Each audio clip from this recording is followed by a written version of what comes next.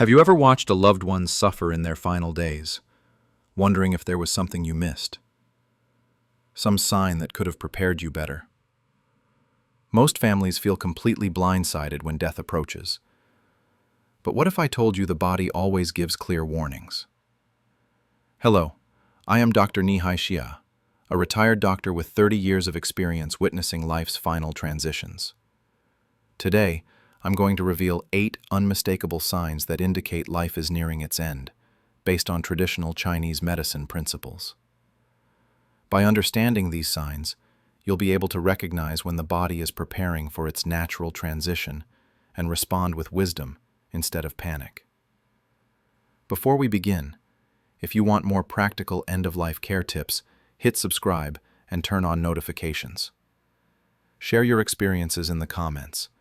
It will help other families facing these difficult moments. The first thing you must understand is the concept of qi withdrawal. Let me tell you why this changes everything about how we view death.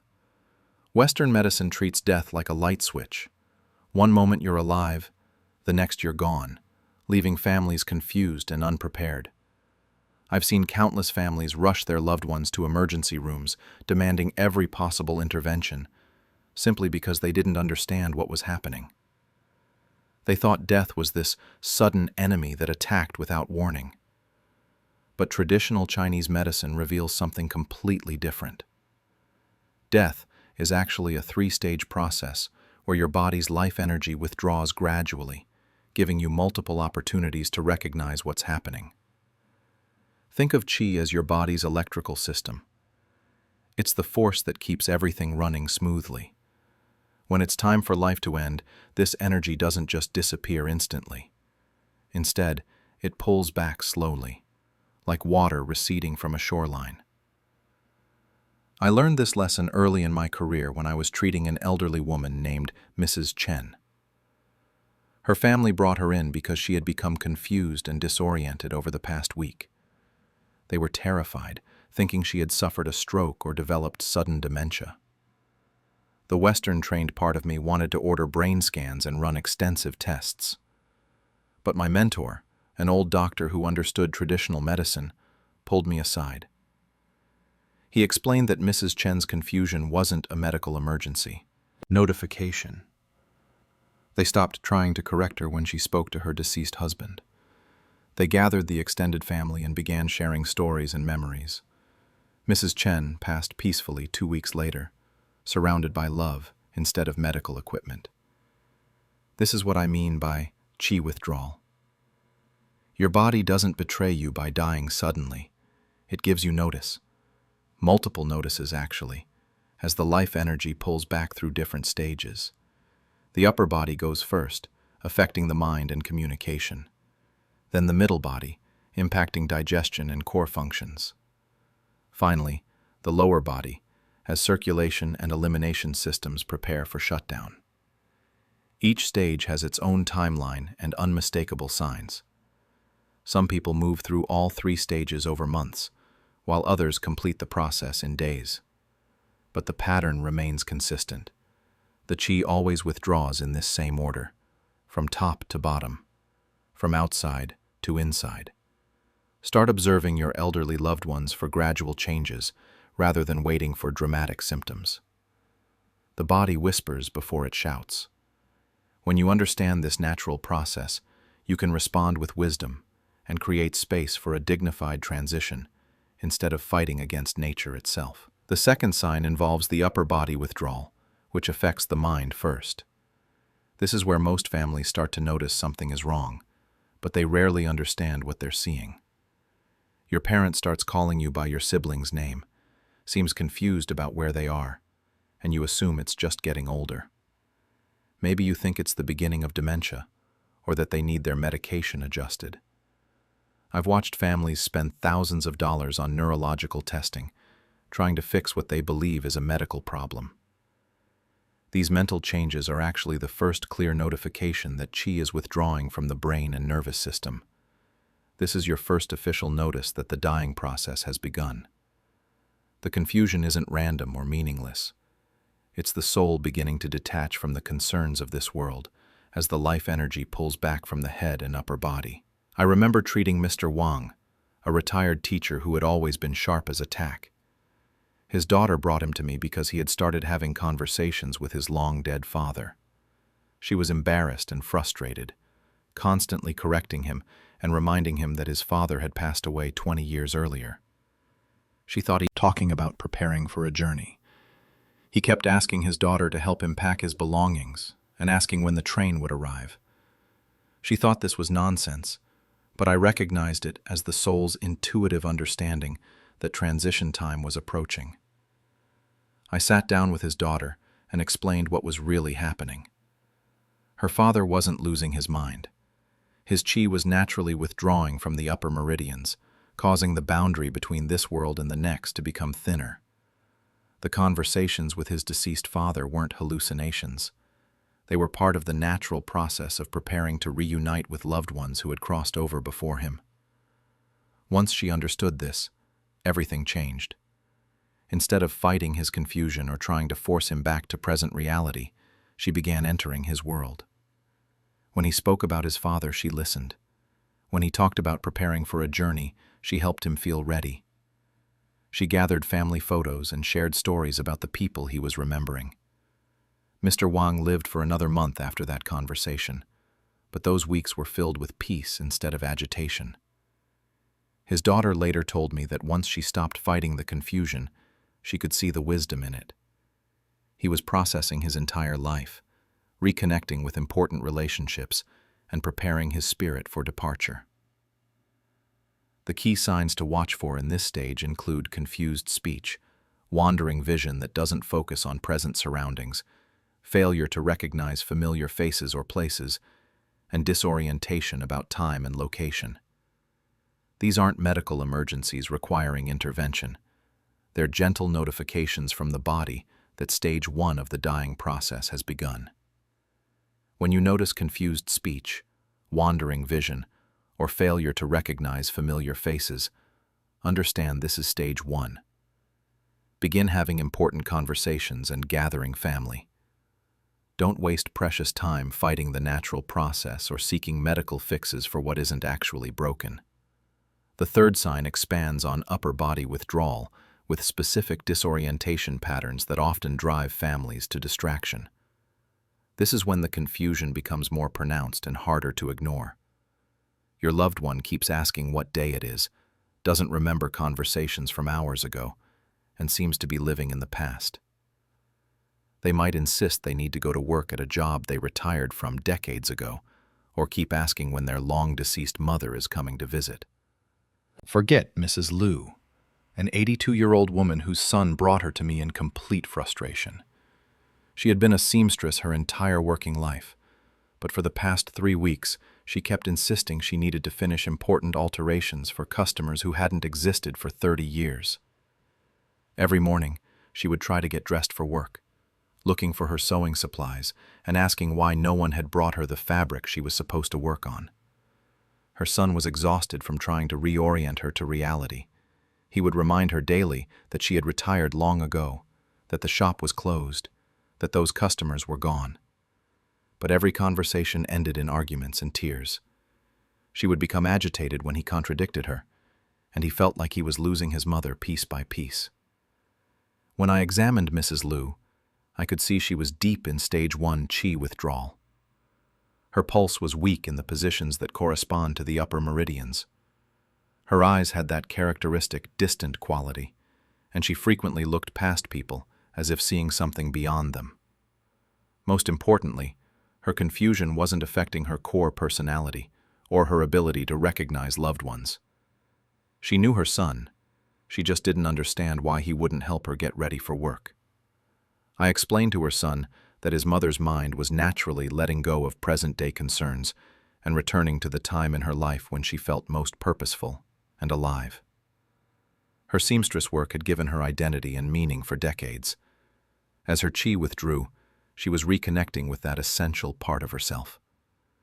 Instead of fighting her reality, I suggested he enter it.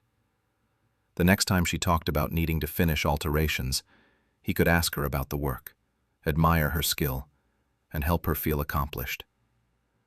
When she looked for her sewing supplies, he could bring her fabric to touch and reminisce about her beautiful work. The transformation was remarkable. Once her son stopped correcting her and started participating in her memories, Mrs. Liu became peaceful and content.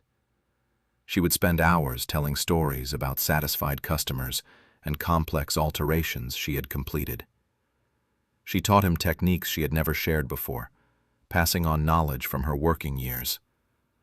She passed away 6 weeks later, but those final weeks were filled with connection instead of conflict.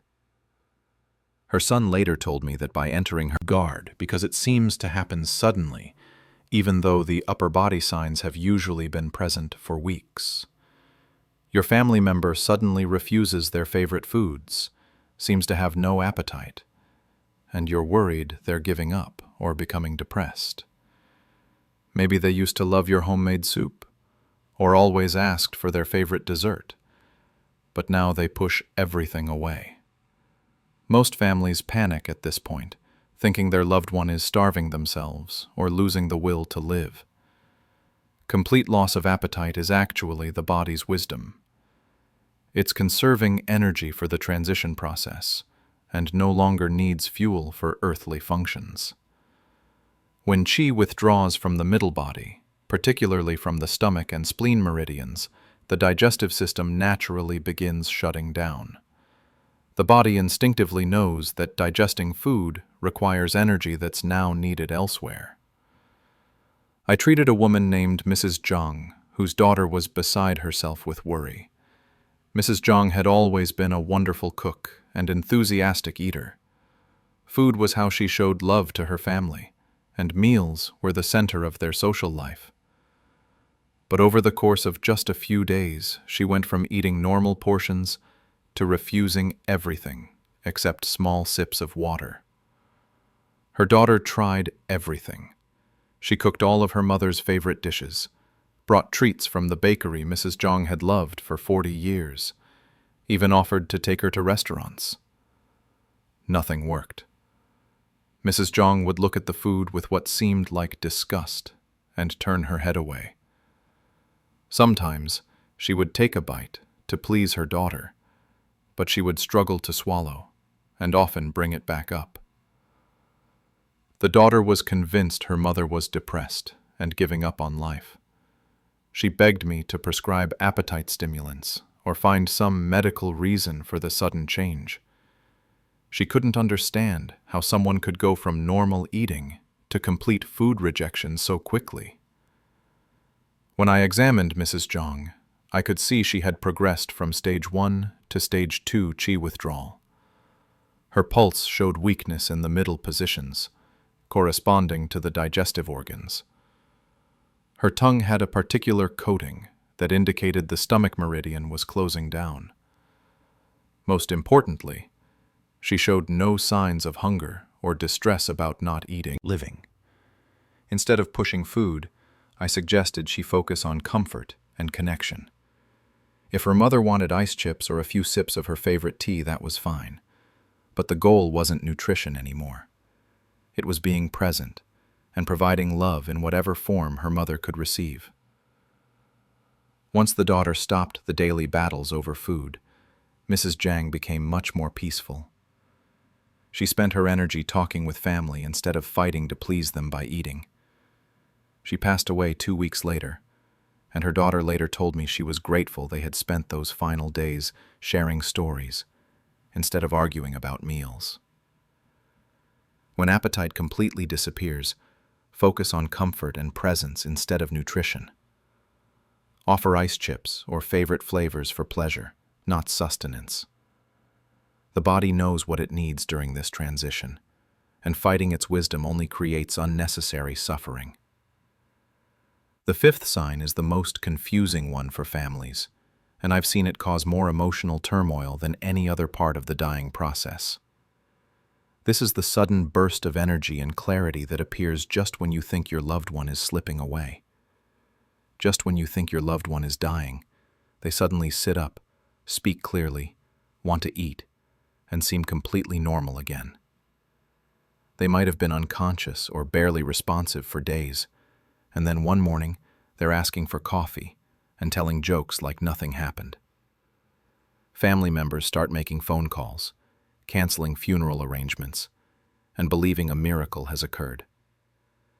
This rally, or last burst, is actually confirmation that death is very near. It's like a candle's brightest flame before it goes out. In traditional Chinese medicine, we understand this as the body gathering its remaining qi for one final expression before complete withdrawal.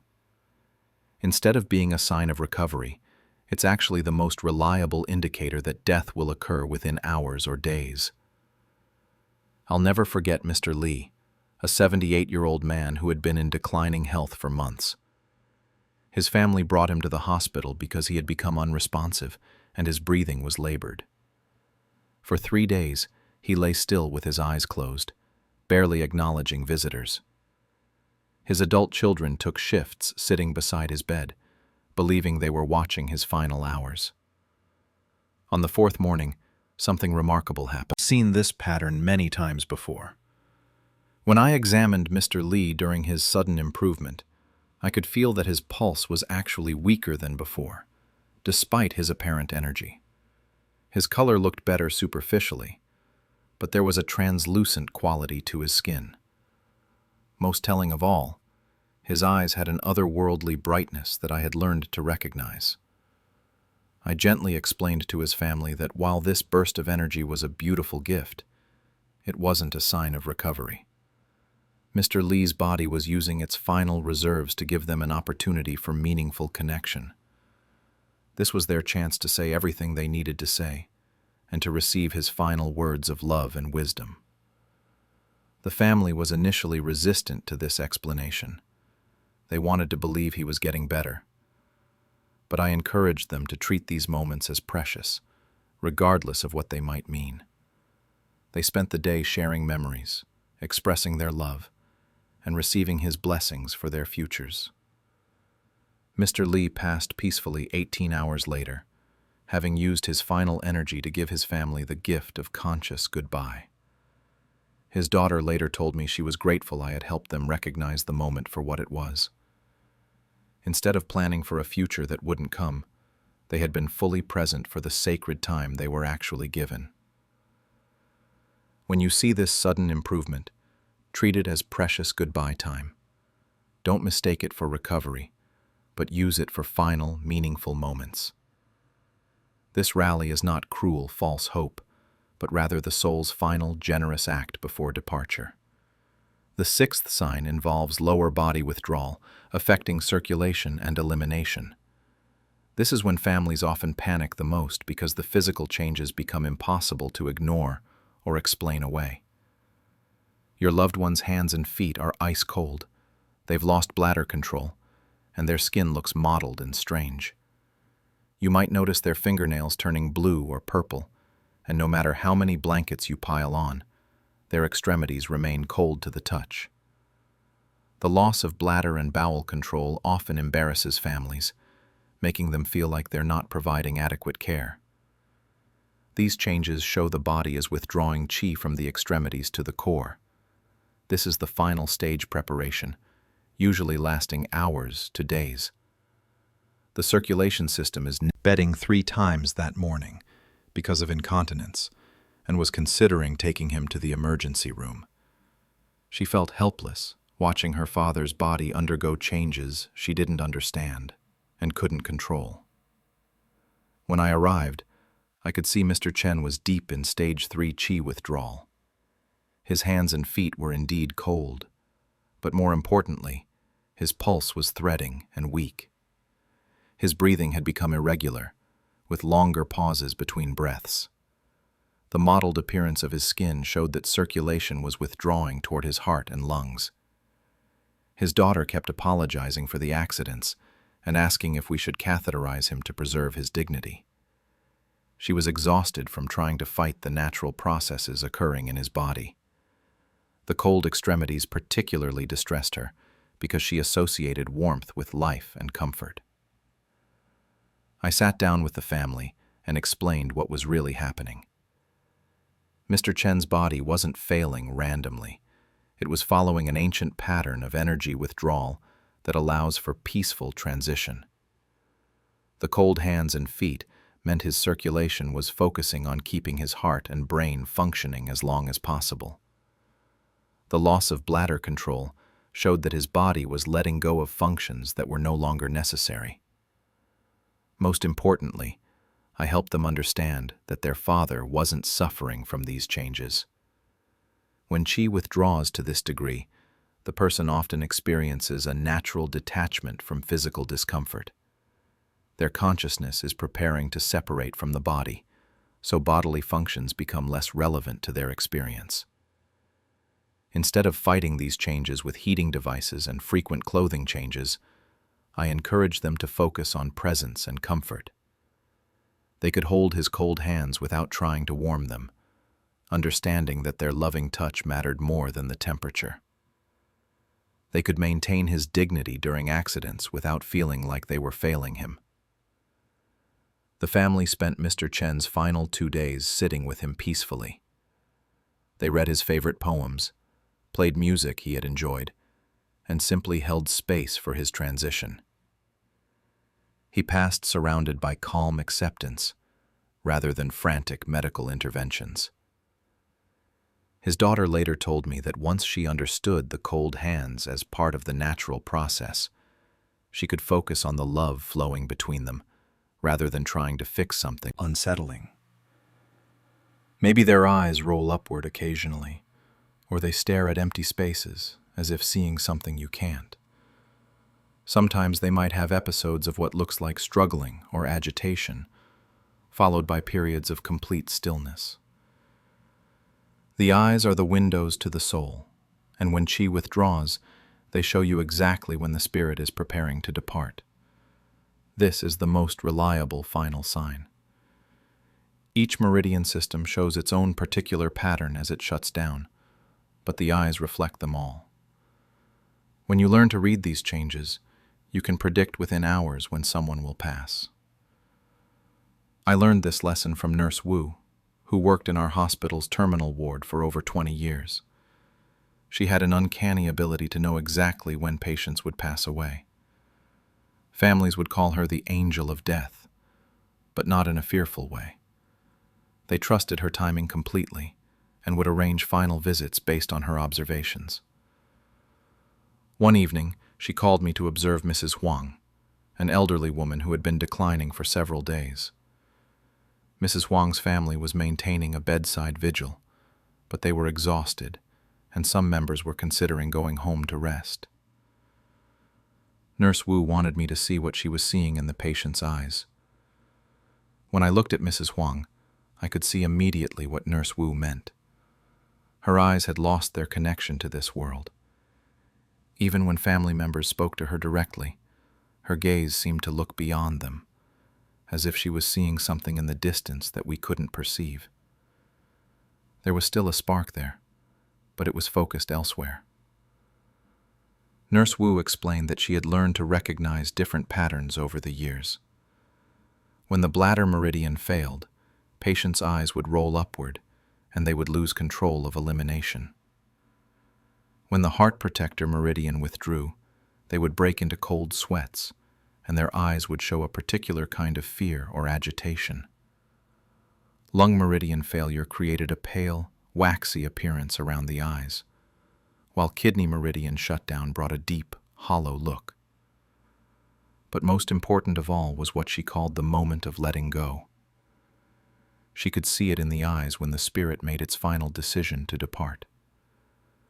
The person might still be breathing, their heart might still be beating, but when someone is still fighting to stay, when they're preparing to leave, and when they've made peace with going, they reflect the violent struggles of the liver meridian shutting down, or the serene acceptance when all systems are ready for departure. Watch the eyes carefully. When they lose their focus on this world and seem to look beyond, death is very near. This is your final call to be present and to create sacred space for the transition that's about to occur.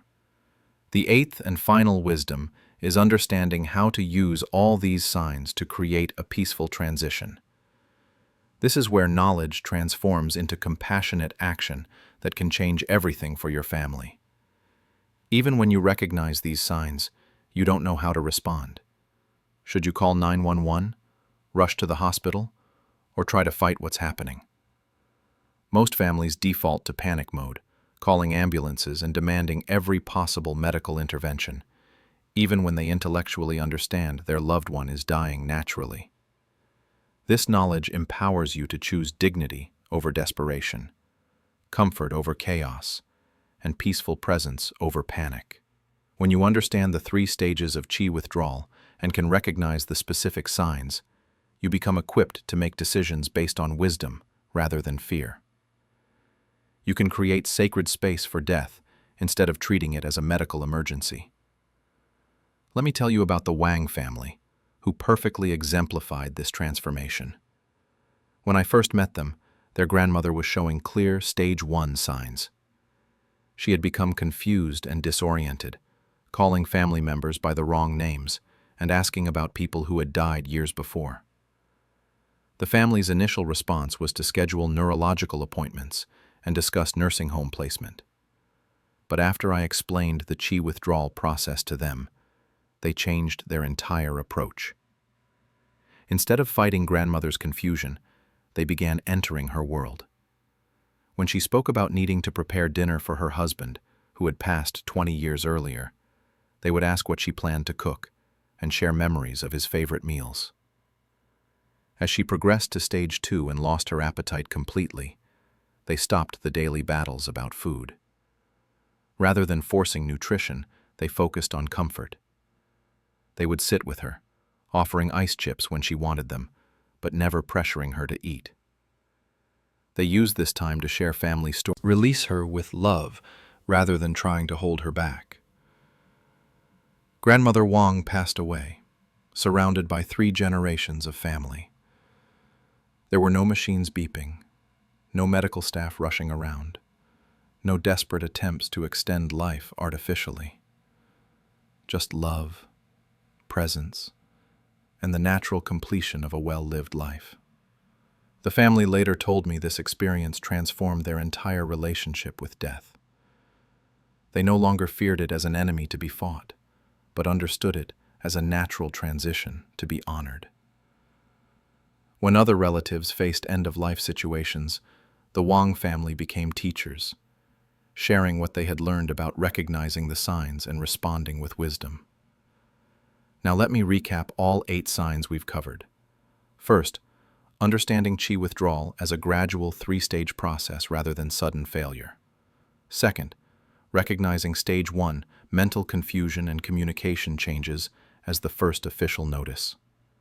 Third, understanding that disorientation and time confusion are natural parts of spiritual detachment. Fourth, knowing that complete loss of appetite signals stage 2 and the body's wisdom to conserve energy. Fifth, recognizing the deceptive last burst of energy as confirmation of approaching death, not recovery. Sixth, understanding that cold extremities and loss of bodily control indicate final stage preparation. Seventh, learning to read the specific meridian signs and especially the telling changes in the eyes. And eighth, using all this knowledge to create peaceful, dignified transitions, focused on love rather than medical intervention. Use these signs as your guide to create sacred space for death. Focus on comfort, presence, and love, rather than fighting the natural process your loved one's body is wisely orchestrating.